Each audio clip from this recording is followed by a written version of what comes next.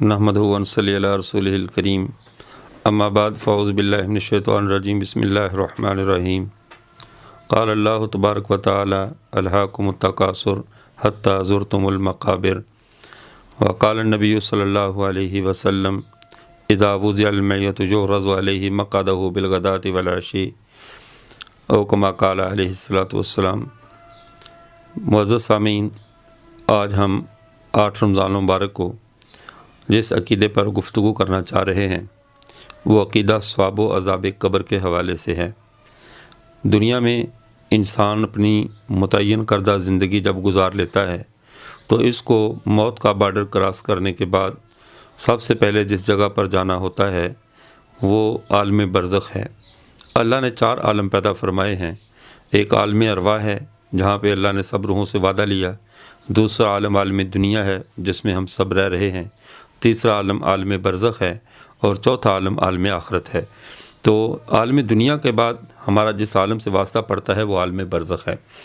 عالم برزخ میں برزخ کا لغوی معنی تو پردہ اور آڑ ہے، اور اصطلاح شریعت میں برزخ اس آڑ کے بعد اس زمانے کو کہا جاتا ہے کہ انسان کے مرنے سے لے کر قیامت والے دن دوبارہ اٹھائے جانے تک کا جو زمانہ ہے وہ زمانہ، اور اس کو برزخ کہا جاتا ہے۔ اور یہ 3 چیزوں پر مشتمل ہے جسے برزخ زمانی، برزخ مکانی اور برزخ حالی کہا جاتا ہے۔ جس جگہ پر انسان کی جو جسم ہے، ڈیڈ باڈی ہے، جس جگہ پر وہ قرار پکڑتی ہے، رکھی جاتی ہے، اسے برزخ مکانی اور قبر کہا جاتا ہے، اور جو اس پر اچھی اور بری حالت گزرتی ہے اس کو برزخ حالی کہتے ہیں، اور اس کے مرنے سے لے کر قیامت تک اٹھائے جانے والے زمانے کو اس کا برزخ زمانی کہا جاتا ہے۔ اب مرنے کے بعد انسان کو اللہ تعالیٰ اس برزخ میں کیوں رکھتے ہیں؟ اتنی دیر تک اس کا برزخ میں رہنا اور پھر ثواب اور عذاب کو محسوس کرنا، اس میں اللہ کی ایک بہت بڑی حکمت ہے۔ چونکہ انسان جب فوت ہو جاتا ہے اس وقت اس کے تمام اعمال منقطع ہو جاتے ہیں جو وہ نیک کام خود کیا کرتا تھا، لیکن بعض نیکیاں ایسی ہیں جو جاری رہتی ہیں۔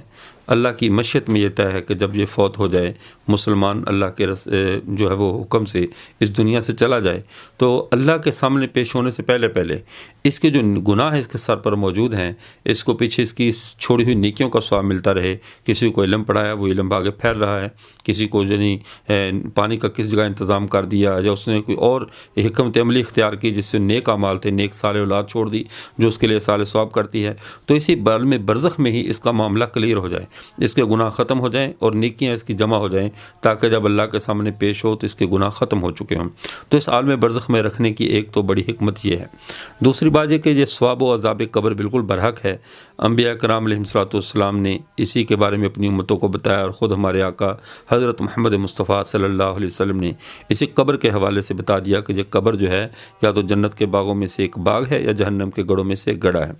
عذاب قبر کے اور ثواب قبر کے منکرین بہت یعنی پہلے سے چلے آ رہے ہیں، کچھ لوگ جنہوں نے اس زمینی قبر کا انکار کیا اور کہا یہ قبر نہیں ہے، یہاں عذاب اور ثواب نہیں ہوتا۔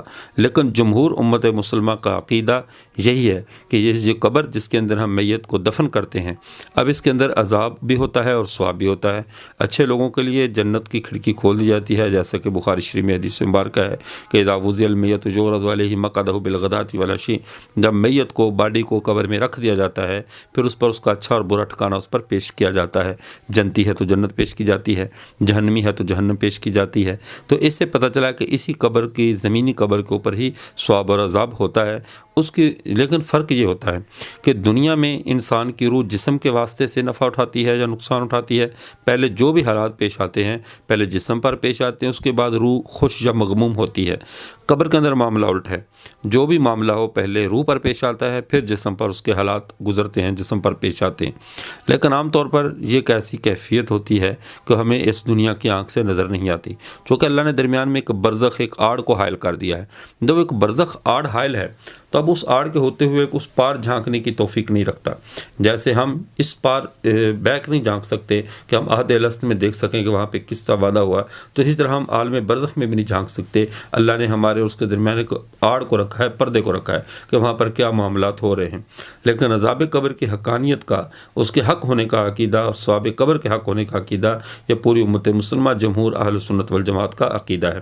اس لیے انسان کو قبر میں جانے سے پہلے قبر کی تیاری کرنی ہے، اور اس قبر کے اندر یہ نہیں ہے کہ انسان مٹی میں مل گیا تو خاک ہو گیا، اسی کو پوچھنے والا نہیں ہے، بلکہ ہمیں نظر نہ آنا یہ کوئی دلیل نہیں ہے کہ ہماری نظر کوئی دلیل شرعی بن جائے، بلکہ وہاں پہ دلیل یہ ہے کہ جب اللہ اور اللہ کے رسول صلی اللہ علیہ وسلم نے بتا دیا، اس قبر کے حوالے سے احکامات بیان کر دیے، تو اب ہمیں بھی اس قبر پر ایمان رکھنا ضروری ہے کہ یہ قبر کا ثواب بھی برحق ہے، اس کا عذاب بھی برحق ہے، اور یہ قبر کا ثواب و عذاب کا عقیدہ یہ تمام امت مسلمہ کا، جمہور اہل سنت والجماعت کا عقیدہ ہے۔